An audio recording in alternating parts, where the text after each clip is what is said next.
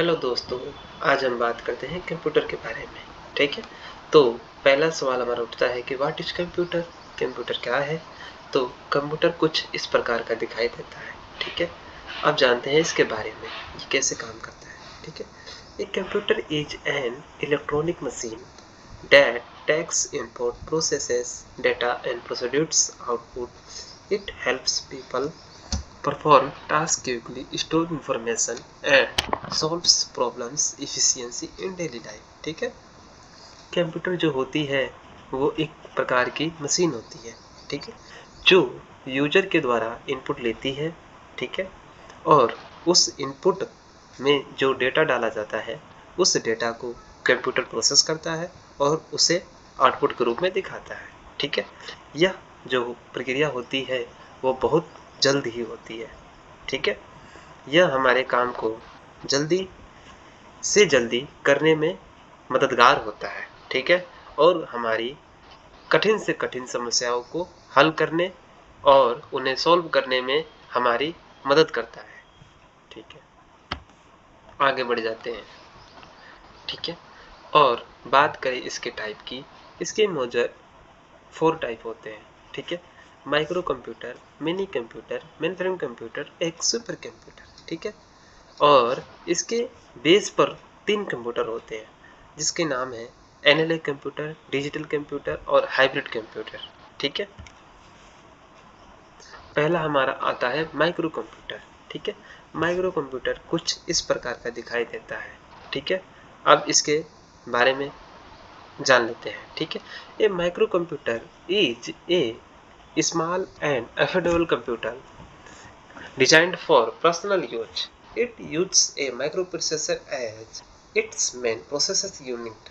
ठीक है, micro computer एक छोटा और सस्ता कंप्यूटर होता है जिसे व्यक्तिगत उपयोग के लिए बनाया जाता है। इसमें माइक्रो प्रोसेसर मुख्य भाग होता है।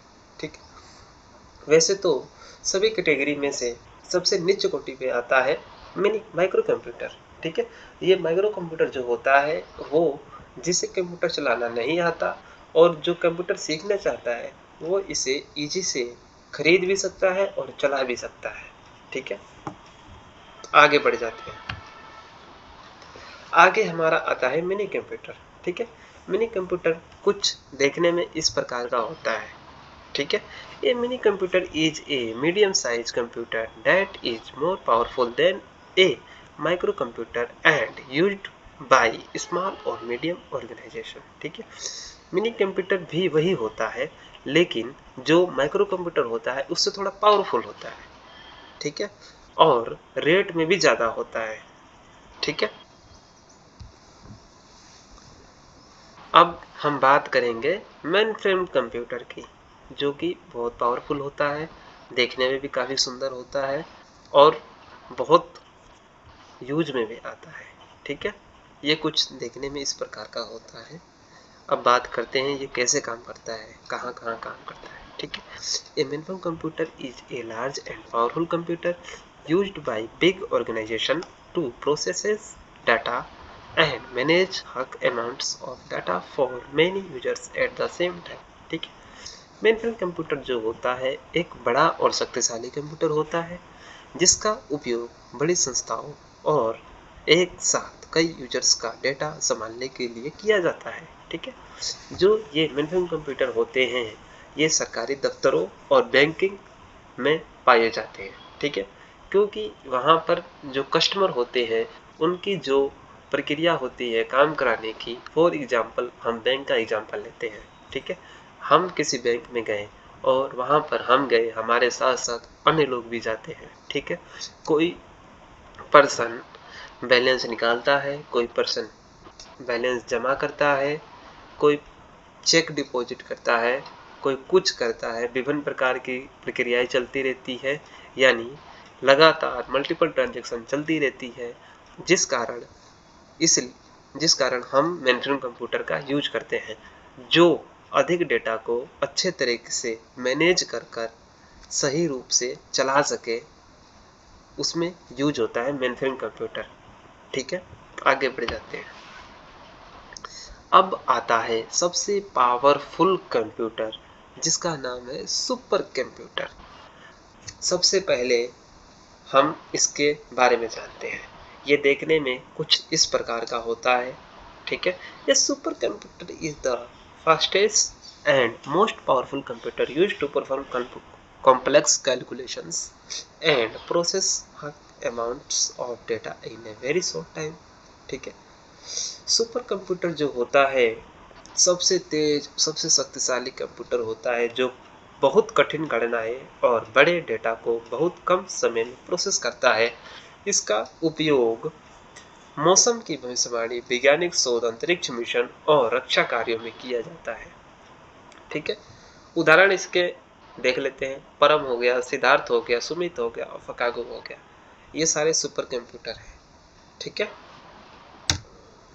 अब बात करते हैं इससे इर्द गिर्द जो चलते हैं, इसके बेस पर जो है एनालॉग कंप्यूटर, ठीक है। Analogue computer is a type of computer that works with continuous data such as temperature, speed and pressure. It is used to measuring physical quantities, weather forecasting and scientific for engineering calculation, ठीक है। Analogue computer वह computer होता है जो निरंतर data जैसे तापमान, गति और दबाव पर काम करता है। इसका उपयोग भौतिक मात्राओं को मापने, मौसम की भविष्यवाणी करने और वैज्ञानिक तथा इंजीनियरिंग गणनाओं में किया जाता है, ठीक है। अब बात करते हैं डिजिटल कंप्यूटर की।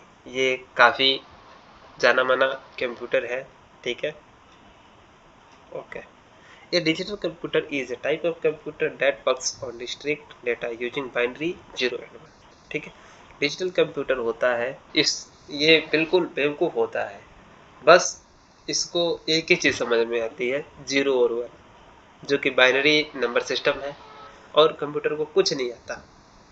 ये भी जो भी डाटा इसके अंदर जाता है वो 0 और 1 के फॉर्म में ही स्टोर होता है और इसको यही लैंग्वेज आती है, ठीक है।